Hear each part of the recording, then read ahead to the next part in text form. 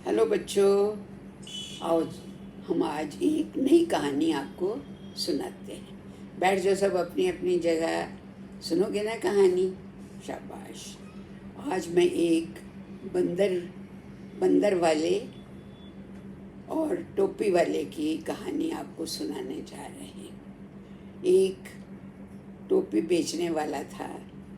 वो तरह तरह की टोपियाँ अपने टोकरे में रख के जगह जगह बेचता था और आवाज़ लगाता रहता था, आओ बच्चों टोपी ले लो, टोपी ले लो, लाल रंग की टोपी, पीली पीली टोपी, हरी बिरंगी तरह तरह की टोपी ले लो और पहनो।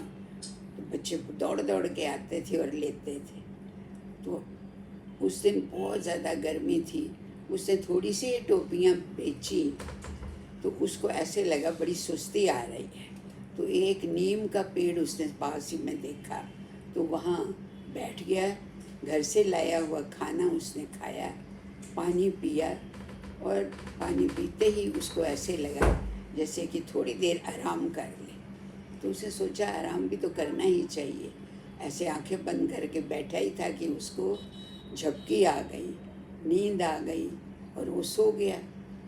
लेकिन कुछ ही देर के बाद उसकी नींद खुली और वो हड़बड़ा के उठा कि अरे, लगता है बहुत देर हो गई है, जल्दी से उठ के ना फिर अब फेरी लगानी चाहिए और बाकी की टोपियाँ बेच कर ही मैं घर जाऊँ। ये सोच के उसने अपना टोकरा जैसे ही देखा तो हैरान हो गया।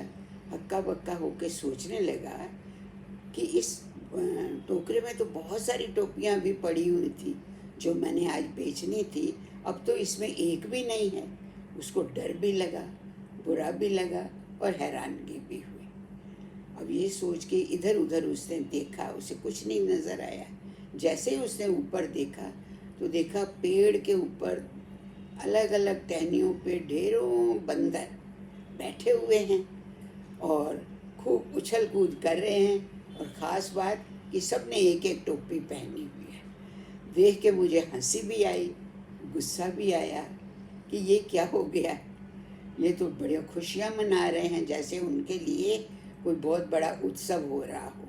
कोई छलांगे लगा रहा है, कोई पेड़ की टहनी के साथ लटक रहा है, लंबी लंबी पूंछ और लाल लाल काली काली हरी हरी टोपियाँ पहनी हुई।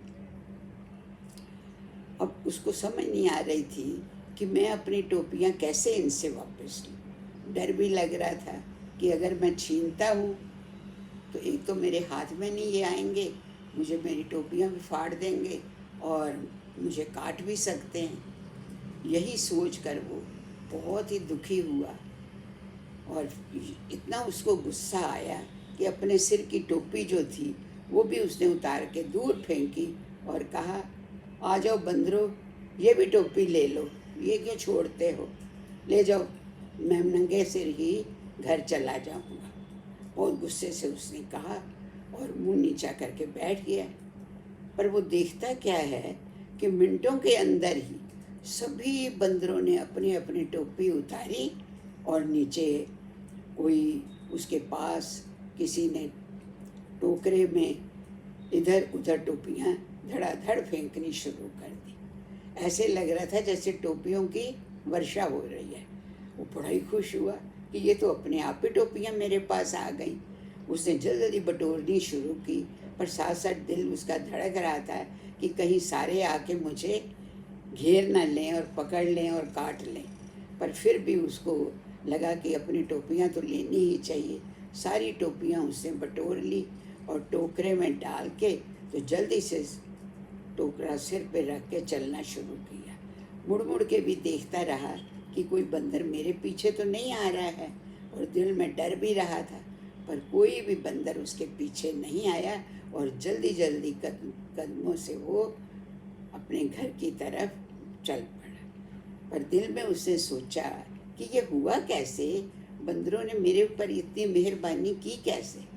तब उसको एक बात याद आई कि कोई लोग कहते हैं ना कि नकलची बंदर बंदर जैसा देखते हैं वैसा ही करते हैं। तो उन्होंने देखा मैंने टोपी उतारी है तो बिना सोचे समझे उन्होंने टोपी उतार के नीचे फेंक दी और अपना ही नुकसान किया, पर मुझे इससे बहुत फ़ायदा हो गया। तो बच्चों, आपने इस कहानी से क्या सीखा कि बिना सोचे समझे जो कोई काम करता है या दूसरे की नकल करता है तो वो अपना ही नुकसान करता है, जैसे इन बंदरों ने किया। तो हमारे अंदर अकल है, बुद्धि है, तो बुद्धि के मुताबिक ही काम करना चाहिए और सोच समझ के करना चाहिए। आप भी ऐसे ही करोगे ना, हमेशा सोच समझ के आप बात करो और इसी बुद्धिमत्ता से चलो। अच्छी लगी कहानी बच्चों?